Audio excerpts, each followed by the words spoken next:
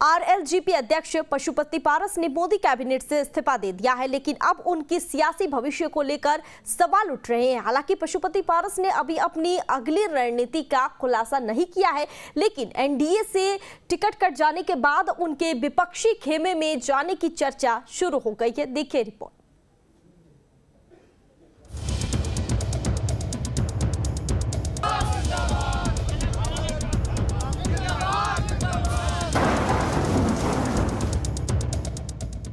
चुनाव से पहले आ गया नतीजा।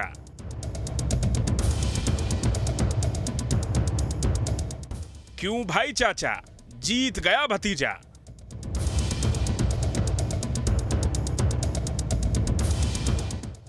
चिराग 5, पारस 0। फिलहाल यही स्कोरबोर्ड है। बिहार की सबसे नामचीन पासवान फैमिली में बंटवारा तो 3 साल पहले ही हो गया था, लेकिन इस बार तो रही सही कसर भी निकल गई। बिहार में एनडीए के फॉर्मूले के मुताबिक पशुपति पारस के हिस्से कुछ नहीं आने का सीधा मतलब है कि रामविलास पासवान की सियासी संपत्ति का वारिस कोई और नहीं बल्कि चिराग पासवान ही है। अब तो इस पर आधिकारिक मुहर भी लग गई है। दरअसल केंद्रीय कैबिनेट से इस्तीफा देने का ऐलान करते वक्त पशुपति पारस ने 2 बड़ी बात कही। पहली बात तो ये कि वो पूरी ईमानदारी के साथ एनडीए से जुड़े हुए थे, लेकिन उनके साथ नाइंसाफी की गई। मैंने बहुत ईमानदारी, बहुत लगन से, वफादारी से मैंने एनडीए की सेवा की, लेकिन हमारी पार्टी के साथ और व्यक्तिगत रूप से हमारे साथ नाइंसाफी हुई। इसलिए मैं भारत सरकार के कैबिनेट मंत्री से मैं त्याग पत्र देता हूँ। पशुपति पारस नाइंसाफी का आरोप लगाकर नाराजगी तो जाहिर कर गए, लेकिन भविष्य की रणनीति को लेकर चुप्पी साध गए। जाहिर है उनके सामने विकल्प खत्म हो चुके हैं। चुनाव से ऐन पहले ही उनकी पार्टी का सफाया होता अब दिख रहा है। सर क्या आरजेडी से कुछ बातचीत हुई सर आपकी? सर आरजेडी के साथ क्या चुनाव लड़ेंगे? इतना बोलना था, मैं बोल दिया। अब देखिए भविष्य की राजनीति हम अपने पार्टी के जो भी हमारे वरिष्ठ कार्यकर्तागण हैं उनके साथ मैं बैठ के तय करूंगा। हाजीपुर सीट तो पशुपति पारस के लिए जले पर नमक की तरह साबित हुई है, क्योंकि ये सीट अब चिराग के हिस्से में चली गई है। जाहिर है पशुपति का अब सिर्फ एक ही मकसद बचा है कि हाजीपुर सीट को किसी तरह अपने कब्जे में बनाए रखना। लेकिन हाजीपुर संसदीय क्षेत्र वो इलाका है जिसे रामविलास पासवान की विरासत माना जाता है। एक जमाने में सीट पर रामविलास की जीत से तय होता था कि बिहार के महादलितों में शामिल प्रभावशाली पासवान वोटर का मिजाज आखिर क्या है। इतना तय है कि पशुपति पारस महागठबंधन में भी अपनी संभावनाएं तलाश रहे होंगे, जिसमें हाजीपुर सीट उनकी सबसे पहली शर्त होगी।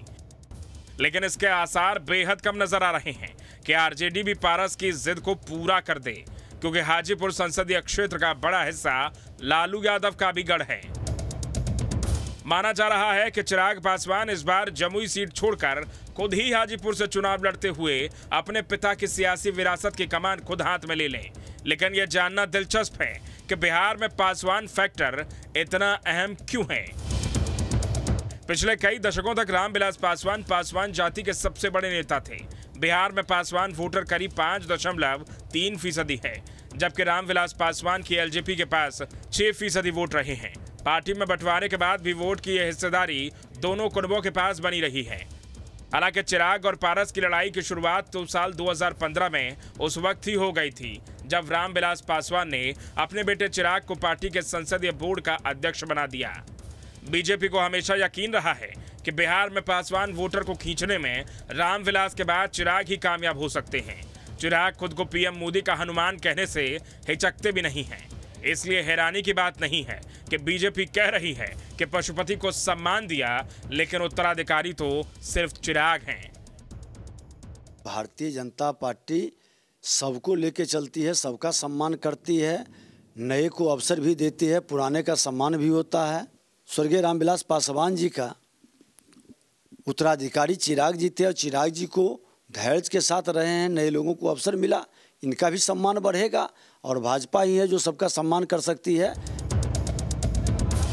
ऐसा माना जा रहा है कि पशुपति पारस पासवान की विरासत का इतिहास हो चुके हैं, जबकि चिराग भविष्य हैं। लेकिन क्या बिहार में अभी भी खेला होना बाकी है? Team news nation.